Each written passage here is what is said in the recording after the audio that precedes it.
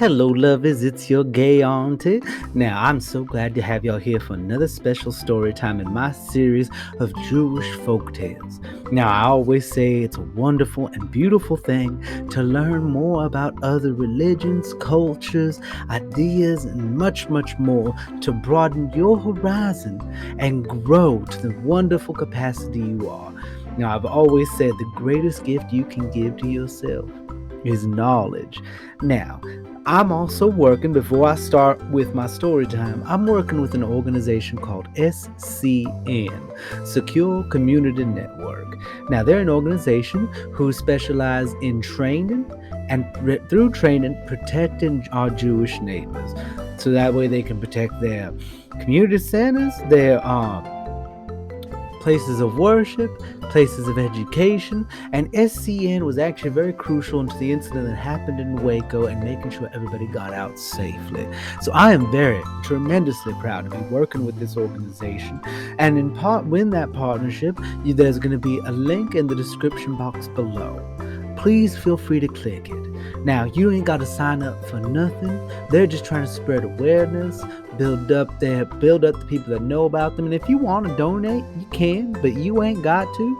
But just clicking the link in the description bar below will help your auntie get more opportunities like this to support our community, support our neighbors here in the United States, and grow. And also, it helps support SCN in trying to achieve their mission. Now, today, if you followed me here from TikTok, I'm so glad you're here.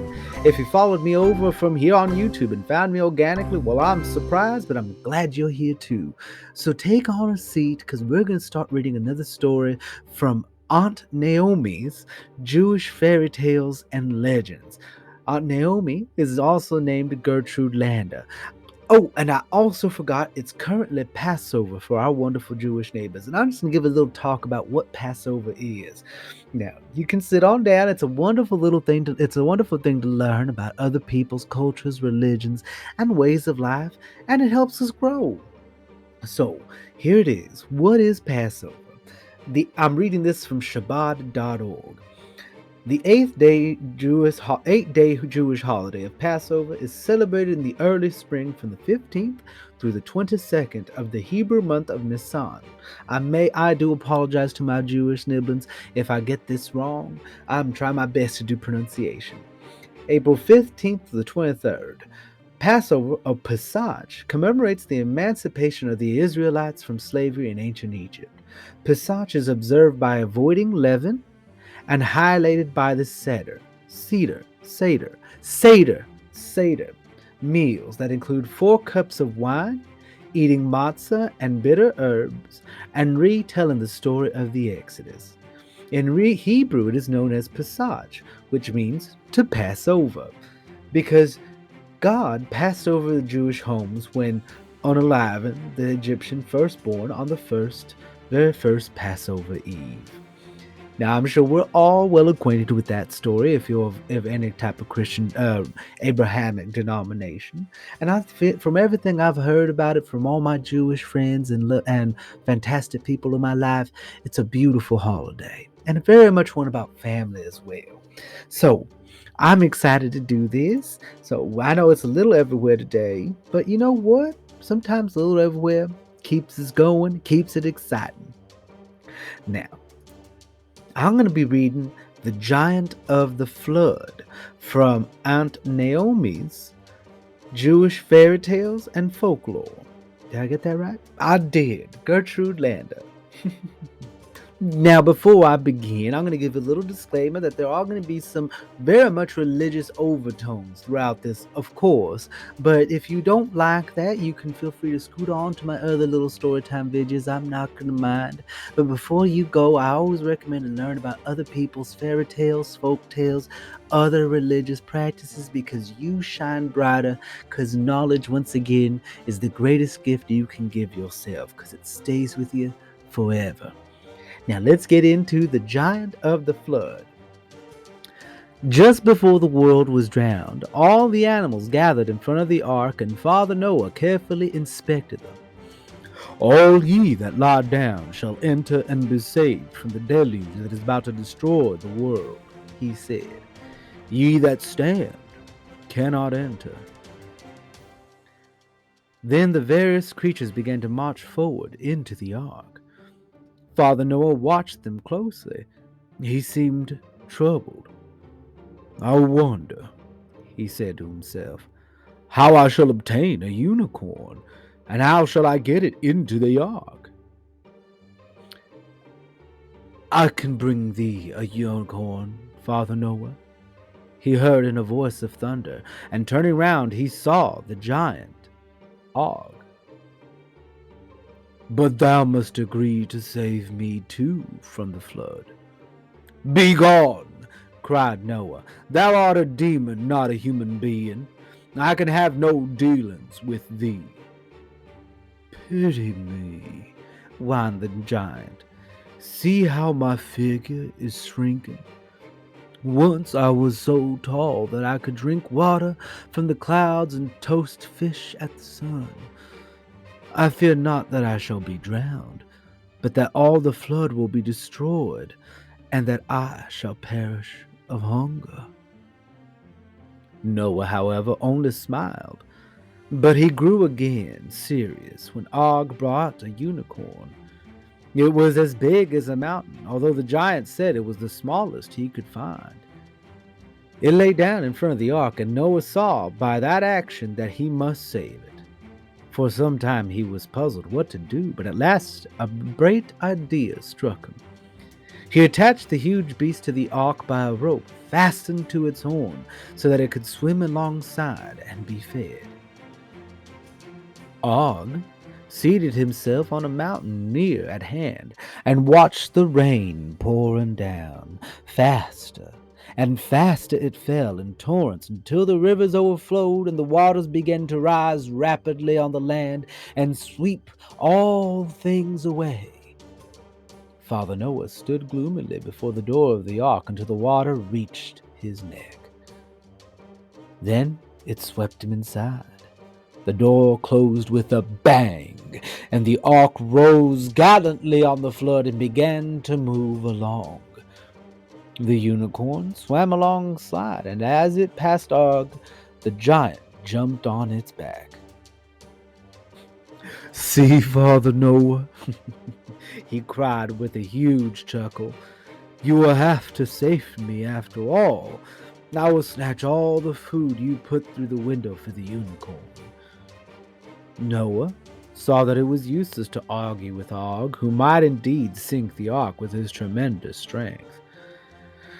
I will make a bargain with thee, he shouted from a window. I will feed thee, but thou must promise to be a servant to my descendants. Og was very hungry, so he accepted the conditions and devoured his first breakfast. The rain continued to fall in great big sheets that shut out the light of the day. Inside the ark, however, all was bright and cheerful, for Noah had collected the most precious of the stones of the earth and had used them for the windows. Their radiance illuminated the whole of the 3 stories in the ark. Some of the animals were troublesome, and Noah got no sleep at all. The lion had a bad attack of fever. In a corner, a bird slept the whole of the time. This was the phoenix. Wake up, said Noah one day. It is feeding time. Thank you, returned the bird. I saw thou wert busy, Father Noah, so I would not trouble thee. Thou art a good bird, said Noah, most touched. Therefore thou shalt never die. One day the rain ceased. The clouds rolled away and the sun shone brightly again. How strange the world looked. It was like a vast ocean. Nothing but water could be seen anywhere, and only 1 or 2 of the highest mountaintops peeped above the flood. All the world was drowned, and Noah gazed on the desolate scene from one of the windows with tears in his eyes. Og, riding gaily on the unicorn behind the ark, was quite happy. Ho, ho, ho, ho, he laughed gleefully. I shall be able to eat and drink just as much as I like now, and shall never be troubled by those tiny little creatures, the mortals. Be not so sure, said Noah. Those tiny mortals shall be thy masters, and shall outlive thee and the whole race of giants and demons. The giant did not relish this prospect. He knew that whatever Noah prophesied would come true, and he was so sad that he ate no food for 2 days, and began to grow smaller and thinner. He became more and more unhappy as day by day the water subsided and the mountains began to appear. At last the ark rested on Mount Ararat, and Og's long ride had come to an end. I will leave thee, Father Noah, he said. I shall wander round the world to see what is left of it. Thou cannot go until I permit thee, said Noah. Hast thou forgotten our compact so soon? Thou must be my servant. I have work for thee. Giants are not fond of work, and Og, who was the father of all the giants, was particularly lazy. He cared only to eat and sleep, but he knew he was in Noah's power, and he shed his bitter tears when he saw the land appear again. Stop, commanded Noah. Dost thou wish to drown the world once more with thy big tears? So Og sat on a mountain, rocked from side to side, weeping silently to himself. He watched the animals leave the ark and had to do all the hard work when Noah's children built houses. Daily he complained that he was shrinking in the size of mortals, for Noah said there was not too much food. One day Noah said to him, Come with me, Og. I'm going round the world. I am commanded to plant fruit and flowers to make the earth beautiful. I need thy help. For many days they wandered all over the earth, and Og was compelled to carry the heavy bag of seeds. The last thing Noah planted was a grapevine. What is this? Food or drink? Asked Og. Both, replied Noah. It can be eaten or its juice made into wine. And as he planted it, he blessed the grape. Be thou, he said, a plant pleasing to the eye, bear fruit that will be food for the hungry, and healthy, giving drink to the thirsty and sick. Og grunted. I will offer up sacrifice to this wonderful fruit, he said. May I not do so now that our labors are over? Noah agreed, and the giant brought a sheep, a lion, a pig, and a monkey. First he slaughtered the sheep, then the lion. When a man shall taste but a few drops of the wine, he said, he shall be as harmless as a sheep.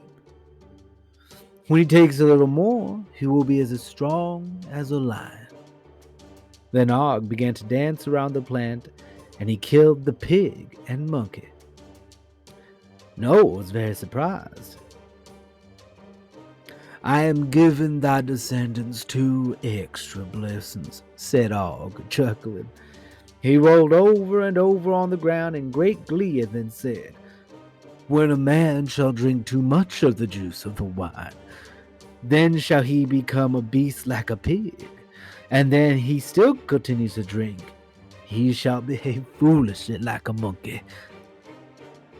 And that is why, unto this day, too much wine makes a man silly.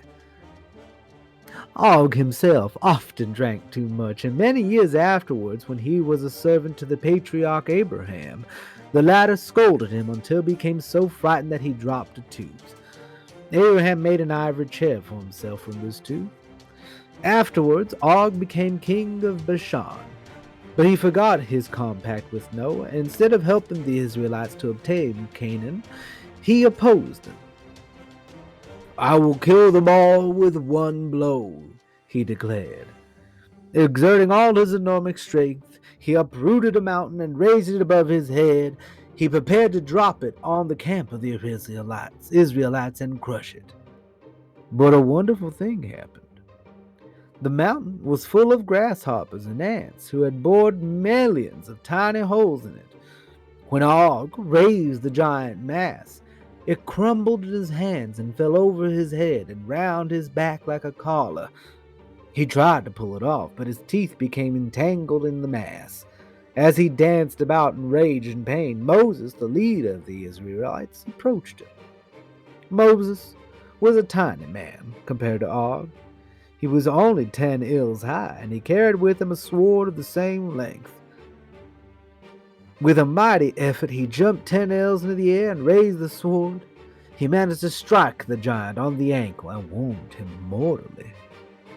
Thus, after many years, did the terrible giant of the flood perish for breaking his word to Father Noah. Well, that was a very interesting and wonderful tale. I love the part about wine. I think as many of us would agree. I think that's just delightful. Anyway, I hope you enjoyed this tale. And as always, I love you very much. I'm pretty sure I'm forgetting some message to give. But please, it would help you get Auntie if you'd go to the link in the description box below and just click it. That way your Auntie can get some more of these opportunities to help other organizations get their message out there and be seen. And if you click it and feel like you want to donate to SCN, feel free. You don't got to, no commitment whatsoever, other than they just want to get more exposure to their message. Now, talking on the marketing side, that's very smart, because if you get good clicks to your website, it helps your SEO so more people can find you more easily. And that's very helpful. Now, I love you all to pieces. Y'all take care of yourself. Remember to drink your water. And I enjoyed this little tale from Jewish Folklore and Fairy Tales by Aunt Naomi. You take care now, my niblets. Now, as always, I have to give thank you to my patrons on Patreon. And if you want to become a patron on Patreon, I'm enjoying my content over here and help me support and making much, much more of it, you can scoot on to patreon.com/ShiningNathan. Now, here's just a few of my little nibblings, some of them that have decided to be my patrons. Risa Mills, Lisa Baker, Teal Gill, Ashley Molina Diaz, Brianne, Evil Kitty, Robert Krugermarker, Alistair, Theo Tacos, Courtney Collins, Jessica A. Hecker, Cynthia, Dana Van Zantz, Melissa Holt, Georgie, Beth Leah Fox, Lori DiPietro, Matthew Taylor, Chantel Brown, Layla Shipman, Deanna Frederick, Emmanuel Cervantes, Matthew Casaba, Dawn Jimenez, Jacqueline, Anne-Marie Flood, Jennifer Mason, Shania Doyle, Paula Malcolm Einhardt, Morgan Martinez, Beast 420, Lisa, Alyssa Mitchell, Angie Marwolf 13, Maggie Smith, Jackie Robert, Vivian Moore, Durga, Lisa Matter, Rachel Cade, Chris Trevino, Lana Mortimer, Devin Johansson, Juliet Page, Space Kitty 87, Erica Warren, Ivana Jade, Hope, Anna Doolin, Megan Krohulik, Gavin Gregg, Allie Mitchell, Marsha MC, Jennifer Bull, Brian Dixon, Bethany Idgens, Angela, Greg Buchanan, Heather Leach, Monroe, and Carolyn B. Oh, that's a mouthful. Thank you so much, lovers. I could not do this without y'all.